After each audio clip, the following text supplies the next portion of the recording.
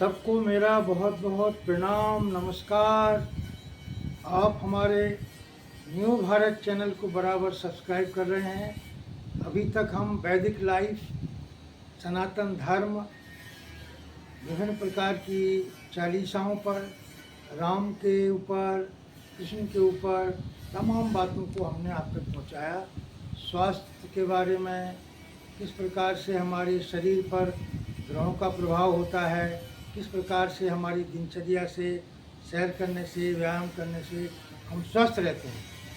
लेकिन आज हम एक नए विषय पर प्रोफेसर डॉक्टर दयाशंकर अग्रवाल श्री श्री योगी जी की चर्चा कर रहे हैं, जो उससे एकदम अलग है।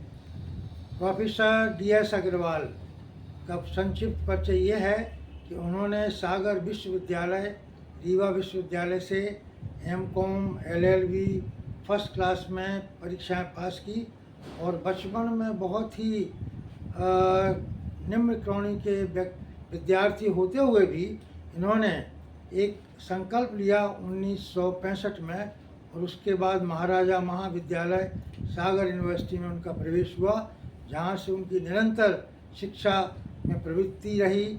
और उस प्रवृत्ति के कारण वो 1968 में देश के सबसे बेस्ट स्टूडेंट बने, नेशनल स्कॉलरशिप प्राप्त हुआ।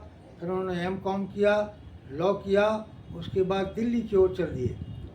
उसके पश्चात उनको यहाँ पर दिल्ली विश्वविद्यालय में प्रोफेसर का पद DAV कॉलेज में मिला और कॉलेजों में मिला, लेकिन उन्होंने दिल्ली स्कूल में भी किया काम। लेकिन लास्ट में उन्होंने PGDAV ये समझ करके पोस्ट ग्रेजुएट कॉलेज है उसमें शिक्षा का प्राध्यापन बन करके काम शुरू किया। और उसके बाद निरंतर 41 वर्षों तक दिल्ली विश्वविद्यालय में दिल्ली स्कूल ऑफ इकोनॉमिक्स में कॉमर्स, मार्केटिंग, इकोनॉमिक्स, फाइनेंस और टैक्स की पढ़ाई बच्चों को कराई। अभी सवाल ये है कि हमने जो पहले आपको जो बातें कही हैं वो आपके जीवन में बहुत महत्वपूर्ण है, लेकिन अब देश में एक बहुत बड़ा परिवर्तन हो रहा है और लोगों की आकांक्षाएं बढ़ती जा रही हैं कि देश का हर नागरिक, हर व्यक्ति समृद्ध सुखी कैसे बने। तो अभी हमारी जो सरकारें थीं उनका भी बहुत अच्छा सहयोग रहा है, लेकिन इस बार जो सरकार बनी है उसको बहुत सारी चैलेंज हैं, और उन चैलेंजेस में हमें देखना है कि हमारा क्या रोल हो सकता है और सरकारों का रोल क्या हो सकता है। तो मैंने कुछ बातें आज आपके साथ शेयर करना है। देखिए, किसी भी राष्ट्र की समृद्धि और विकास में सरकारों के अलावा वहाँ की आम जनता, आम लोगों का सहयोग होना बहुत ज़रूरी है। हमारे जो कर्तव्य और अधिकार हैं उसके आधार पर सरकारें चलती हैं, लेकिन हम हर समय अधिकारों की बात करते हैं कि मेरा ये अधिकार है, मेरा वो अधिकार है, मुझे नौकरी का अधिकार है, मुझे कारोबार करने का अधिकार है। लेकिन इस देश में सबसे बड़ी जो एक कमी आज पाई जाती है, बहुत से लोग अपने कर्तव्यों के प्रति जागरूक नहीं हैं, और हम उसके लिए आज आपसे कुछ चर्चा करेंगे। और उसमें सबसे पहले मेरा लक्ष्य ये है कि आपको क्या करना चाहिए। विवाद नहीं, संवाद करना चाहिए। कहने का तात्पर्य है कि हर चीज़ को संवाद से सुलझाया जा सकता है। मियाँ बीवी में झगड़े होते हैं, कोर्ट में फैसला नहीं हो पाता है, तो सरकार ने एक मीडिएशन सेंटर बना दिया है, उस संवाद का बहुत बड़ा केंद्र होता है। तो संवाद करने से बहुत अच्छा होता है। प्रशंसा से तरक्की होती है, निंदा से नहीं होती है। निंदा करने से विवाद बढ़ता है। तो हमें लोगों की प्रशंसा करना चाहिए। जो जिसने किया है वो बहुत कुछ किया है, उसकी निंदा की बजाय उसका प्रशंसक बन जाना चाहिए। इसी प्रकार से हमें उद्यम करना चाहिए, ना कि हमें उद्यम के साथ उन्नति की समृद्धि तभी होती है। इसी प्रकार से रोजगार, कारोबार, व्यापार प्रेम से, घृणा, नफरत से नहीं होता है। परस्पर व्यक्तिगत प्रेम से देश की तरक्की होती है। तो आज हम सबसे पहले चर्चा करेंगे कि परस्पर प्रेम क्या है, परस्पर नीति क्या है। देखिए, अगर हम राम राज्य की बहुत सारी बातें करते हैं, महात्मा गांधी ने भी राम राज्य की बात करी, तो उनके राम राज्य का मतलब था कि सब नर करहीं परस्पर प्रीति।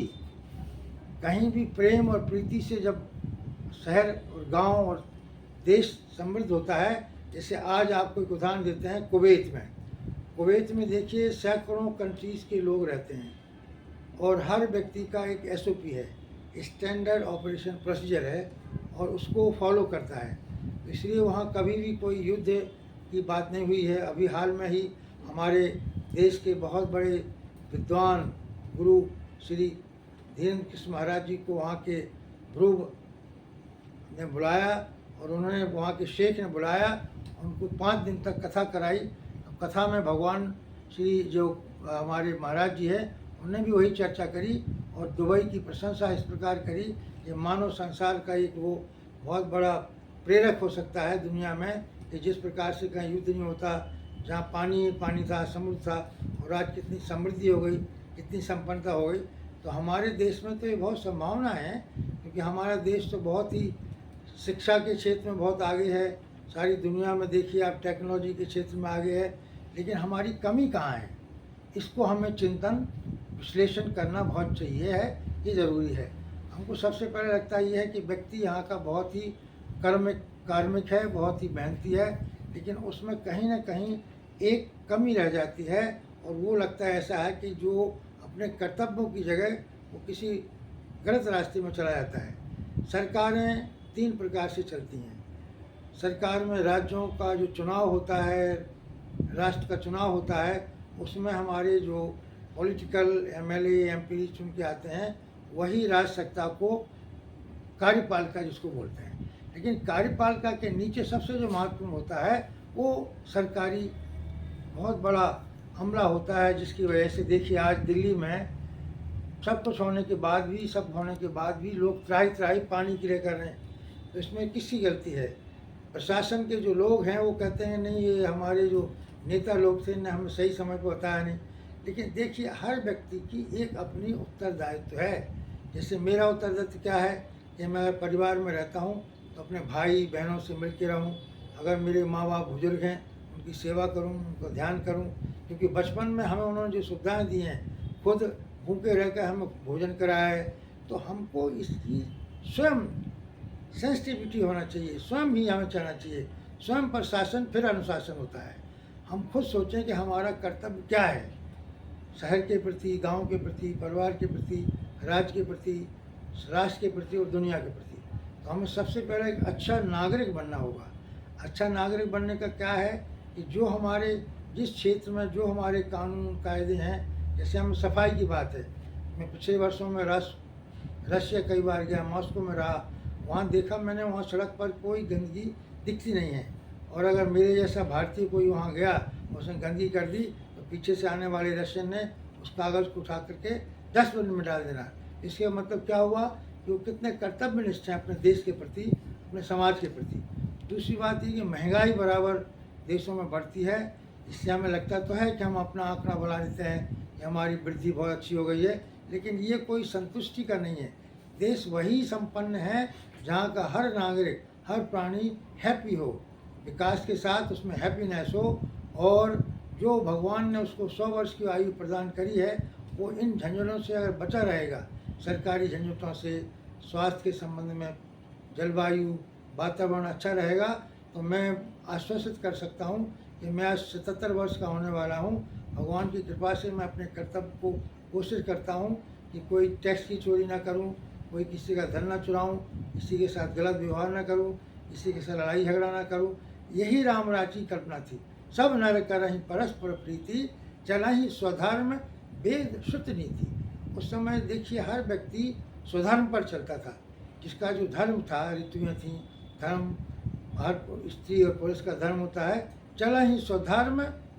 धर्म हर व्यक्ति का एक तय है, स्त्री का, पुरुष का, कर्मचारी का, नौकर का, राजा का, ये धर्म शुद्ध नीति। ये सुन सुन के हर व्यक्ति राम राज में आचरण करता था, इसलिए वो राम का राज हुआ। और राम का स्वभाव और प्रभाव है, राजा का अगर स्वभाव अच्छा हो, प्रभाव हो। देखिए जो सरकारें हारती हैं वो कई जगह बराबर 2500 साल तक जीतती रहती हैं, उसका कारण ये होता है कि पब्लिक उनसे, प्रजा उनसे, प्रजातंत्र है, for the people, of the people, by the people. तो लोगों का इन्वॉल्वमेंट भी हर जगह होना चाहिए। हर क्षेत्र में छोटी छोटी कमेटी बनाई जानी चाहिए। हर RW को कुछ ऐसी पावर देना चाहिए, अगर वहाँ का कर्मचारी कोई काम ना करे उसके खिलाफ एक्शन लेने की उनको पावर होना चाहिए। तो मैं आज आपको एक मार्गदर्शन देना चाह रहा हूँ कि संवाद से विवाद को हल करना और प्रेम से नफरत को हटाना, ये हम इस बात पे आगे चर्चा करेंगे। और इतनी बात को आपने सुना है, मुझे लगता है कि आपको कुछ अच्छा लगा होगा इसमें, और अच्छा लगा हो तो आप भी इसको अपनाइए और अपना करके एक उदाहरण बनिए। जिस प्रकार से मैं स्वयं अपना कार्य करता रहा हूँ, 46 साल नौकरी करी मैंने और मेरी विवाद में पेंशन चली गई थी, लेकिन चूंकि मेरा कर्म अच्छा था और मेरी पत्नी का कर्म अच्छा था, उनको 16 वर्ष के बाद और मुझे 12 वर्ष के बाद पेंशन मिली। तो आपको कोई अगर मार्गदर्शन चाहिए हो तो प्रोफेसर DS अग्रवाल श्री योगी जी के यहाँ आ सकते हैं। चैतन्य धाम है, यहाँ पर सबकी चेतनता को जगाया जाता है। 2228 ऑटम 9 GTV मेट्रो गेट 2 के बगल में है। और आपको बहुत अच्छा लगे तो सबसे शेयर करिए, सबको बताइए। और मेरा लक्ष्य कोई अपना नेतागिरी करना नहीं है, क्योंकि मैं 2 बार चुनाव राष्ट्रपति का और सांसद बनारस का चुनाव लड़ चुका हूँ। राष्ट्रपति बनना, सांसद बनना मेरा लक्ष्य नहीं है। मेरा लक्ष्य एकमात्र है कि हम सबकी सेवा करें, सबको जागृत करें, और इस जागरूकता से अगर देश संपन्न हो, कहीं गंदगी ना हो, कहीं कोई प्रकार का किसी प्रकार के झगड़े ना हो, प्रेम से हम रहें। बहुत बहुत धन्यवाद। मेरी बात को सुना, कृपया सबके साथ शेयर करिए। धन्यवाद।